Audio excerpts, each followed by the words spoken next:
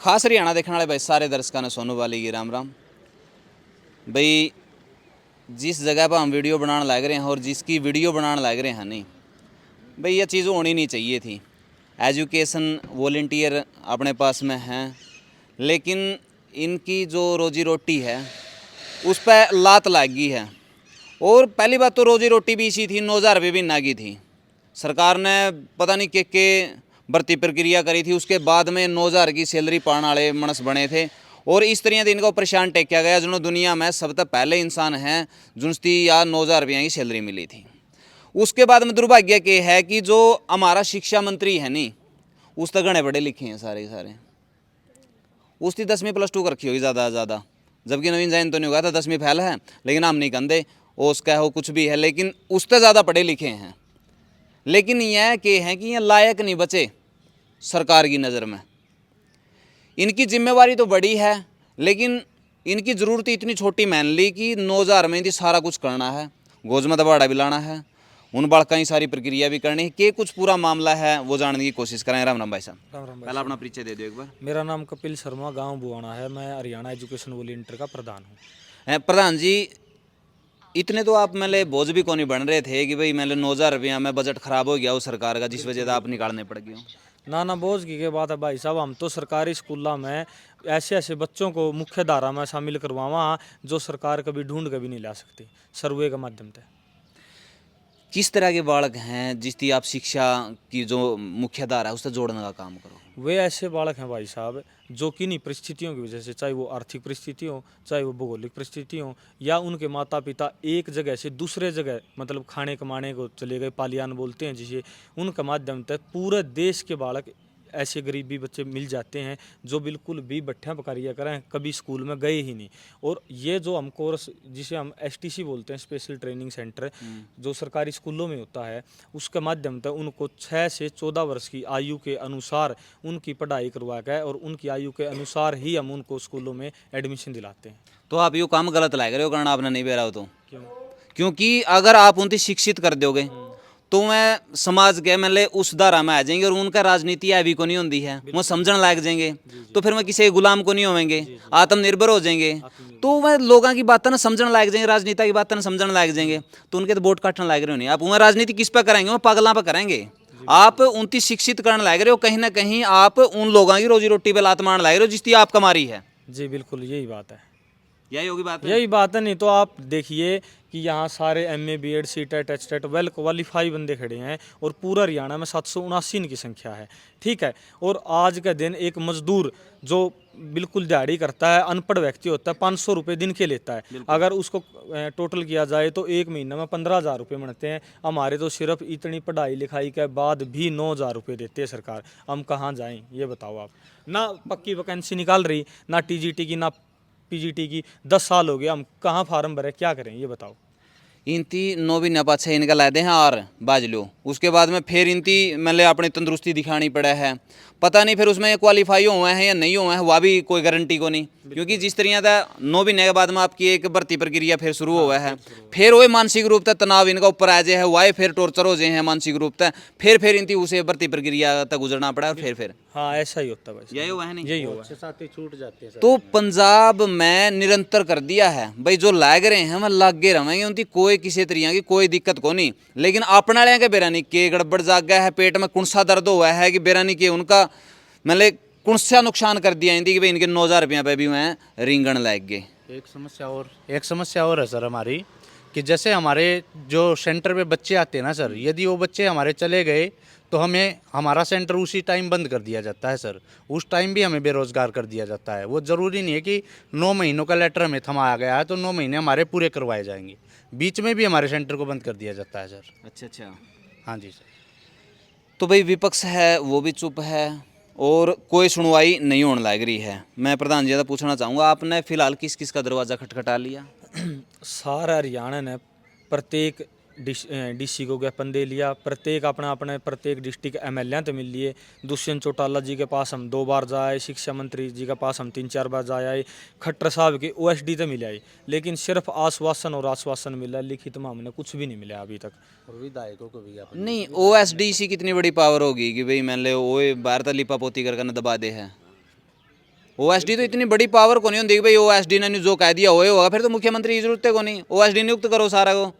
जी जी बिल्कुल। जे वही सारा कुछ करे है नहीं, उसे का करे था, उसे के साइन आता, सब कुछ होगा है नहीं, तो फिर क्या जरूरत है मुख्यमंत्री की, कोई जरूरत है को नहीं। अगर ऐसा नहीं होता तो ये देखो आप सारे पढ़े लिखे हैं, आज सड़क पाने के तैयार हैं, क्या पता कल नाम धरना प्रदर्शन भी दे दें। मैं आपके माध्यम से सरकार को कहना चाहता हूँ कि हमारा कार्यकाल पंजाब सरकार की तरह निरंतर किया जाए और हमारा मानदेय में वृद्धि की जाए, जिससे ये हमारे परिवारों का प्रधान जी, इस सरकार की एक नीति है, संख्या कितनी हो एक बार तो ये लठे जरूर कुटते हैं, ये आप इसे हिसाब लगा लो, आपकी संख्या 8 है। हाँ बिल्कुल बिल्कुल सर, 50 हाँ इनकी एक भी धरना प्रदर्शन करने वाले पे एक बार तो इनकी पक्का ट्राई कराया है भाई मार लेंगे और क्या है, गणा से गणा लठे मार देंगे, मार जान तो मार दे, उन्हें मार रखे यार, बेरोजगारी ने मार दिया सारा हरियाणा। एक और देखो, पहला सरपंच लठे कुटे, फिर 2 लाख तो इनकी 5 लाख कर दी, लठ आ गया था कुट्या पाछा है, तो हिसाब लगाओ नहीं, मतलब एक बार कुट्टा चेती जो तो जरूर करनी थी। भाई कुट्टा खेती करके देख लियो भाई, और क्या है भी, बेरोजगारी मारेगी वे मार लेंगे, बात यानी तो कि एक ही मरना है। तो है ही, हाँ, मरना तो है ही। बिल्कुल। आइयो जी, आप भी क्वालिफिकेशन कितनी है जी? सर मैंने जेबीटी, एसटेट 2 टाइम्स हो चुका, सीटेट, और जो राजस्थान में होता है वो भी 2 बार क्वालिफाई हो चुका है। एनटीटी की हुई मैंने, बीए की हुई है, और बीएड के लिए अब ये 9 महीने में हमें हटा रहे हैं, तो घर का खर्चा ही मुश्किल से चलता है, बीएड हम कहाँ से करें, बीएड में भी इतना खर्चा लगता है, लेकिन हमारी ऐसी नहीं नहीं स्थिति नहीं, यहाँ इतनी क्वालिफाई की कोई ज़रूरत नहीं है, आपने गलती कर रखी है। अगर आप कम पढ़ी लिखी होती तो आज आप शिक्षा मंत्री होती, समझो इस बात ने। अगर आप कम पढ़ी लिखी होती ना, यहाँ पर आप शिक्षा मंत्री होती, क्योंकि आप शिक्षा मंत्री से ज़्यादा पढ़ रहे हो, इसीलिए आप यहाँ पर धक्के खा रहे हो। आपने धक्के खाने की जरूरत नहीं थी, आप 10वीं +2 होंगे मंत्री बन दे आराम से। क्योंकि एक भी जो वहाँ पर बैठे हैं नहीं, जो शिक्षा मंत्री है या फिर दूसरे भी जितने भी मंत्रालय संभाल रहे हैं या बाल विकास मंत्री है, वो आप इतनी पढ़ी लिखी हुई नहीं है।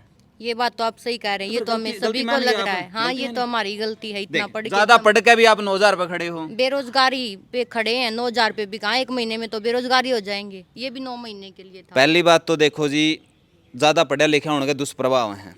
जितने कम पढ़े लिखे हो गए उतने ज़्यादा कामयाब हो गए आप, क्योंकि जितने आप मतलब पढ़ रहे हो नहीं, या फिर जितने आपने वो करके आए हैं, उस हिसाब से तो आपकी क्वालिफिकेशन मतलब बहुत ज़्यादा है और उस हिसाब से आपने पद भी मिलना चाहिए। लेकिन यहाँ जिसकी जितनी क्वालिफिकेशन कम है उतना बड़ा पद है, क्योंकि इस देश में बाबे राज करे हैं जो अनपढ़ हैं। उसके बाद में बाबे चरणा में कौन पढ़े हैं? नेता पढ़े हैं। नेता के चरणा में कौन पढ़े हैं? पढ़े लिखे पढ़े हैं। फिर चपड़ासी कौन है? जिनसे बड़े बड़े मतलब पढ़े लिखे हैं। आपने भी रहा होगा, जिसकी जितनी बड़ी क्वालिफिकेशन है वो उतनी ही 4th क्लास की नौकरी करने लग रहा होगा। सही बात है। तो फिर गलती है आपकी, आप ट्राई मत करो। आपने कम क्वालिफिकेशन, आपने बड़का दे भी कहो, देखो बेटा जो कामयाब होना है नहीं, 10वीं +2 करो, नेतागिरी में बढ़ो, आगे कोई दिन तुक्का लाएगा नहीं, सारा देश का शोषण करियो, कोई दिक्कत नहीं है। सरकार की नीतियों को देखकर तो आगे यही होगा सर। हाँ। यही होने वाला है आगे, ये ठीक है नहीं?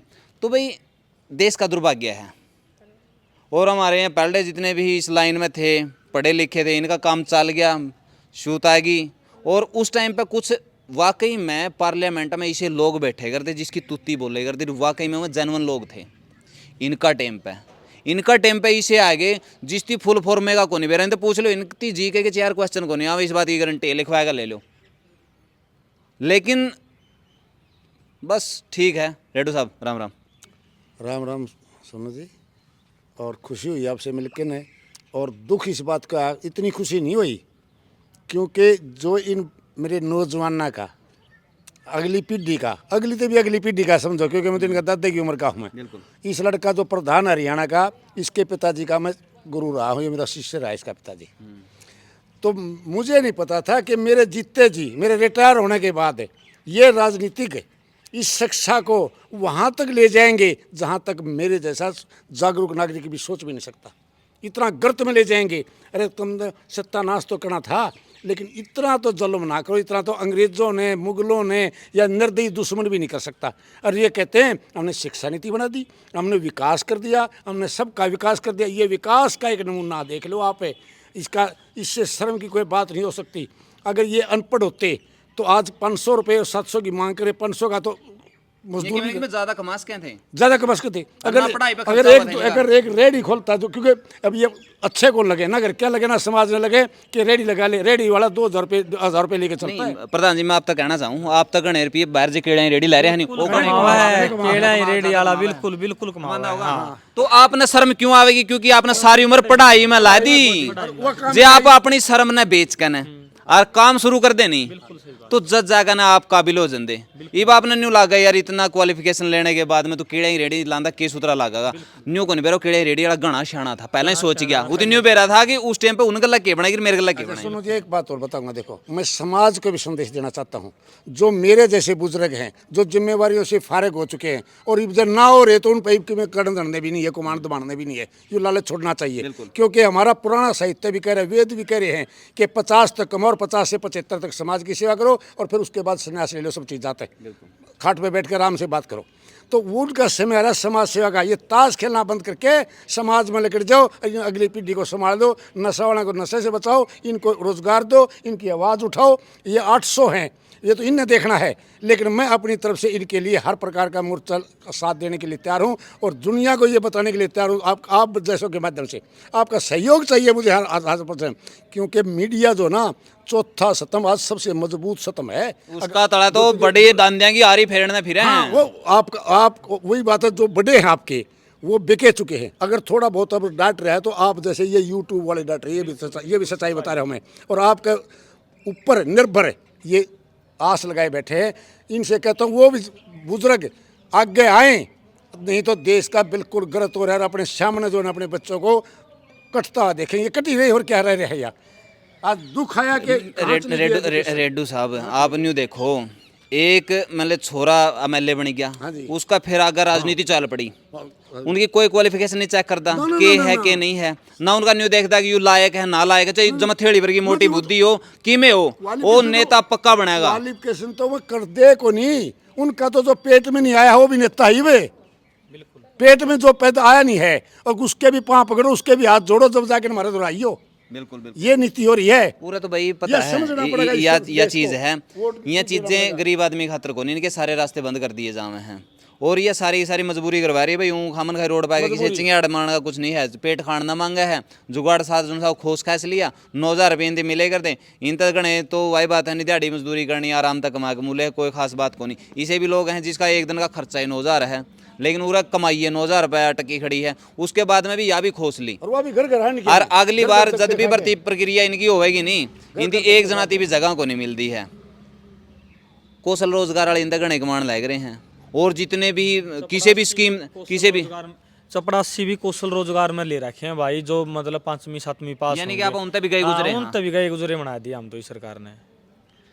तो भाई सभी साथियां तय अनुरोध है भाई इनका साथ दो। दूसरी बात सरकार तय भी मैं अनुरोध करूं, सीआईडी के साथियां तय अनुरोध करूं कि भाई इस वीडियो ती आप ऊपर तक पहुंचाने की कोशिश करो कि इनका भी बालक हैं, आप अपने बालकों खातर जब इतनी बड़ी बड़ी सोच रखो, विदेश में पढ़ाने की सोच रखो हो, बड़े बड़े जो उनका खातर प्रोजेक्ट तैयार करने लग रहे हो, इनके 9,000 रुपये तो हमने दुख हैं, इनका रोजगार ना खोसो, इनकी भी निरंतर कर दो। ये घनी चोड़ी मांग को नहीं करते कि भाई तो हमारे 9 तो 18 कर दो, 18 तो 36 कर दो, ऐसा कुछ नहीं है इनका उद्देश्य।